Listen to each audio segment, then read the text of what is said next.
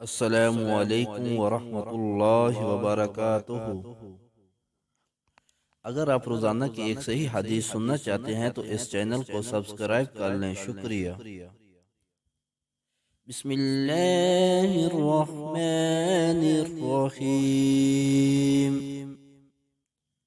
آقا کی ذات پر محبت سے درود پڑھ لیں۔ الصلاۃ والسلام علیک یا رسول اللہ وعلی آلک واصحابک یا حبیب اللہ۔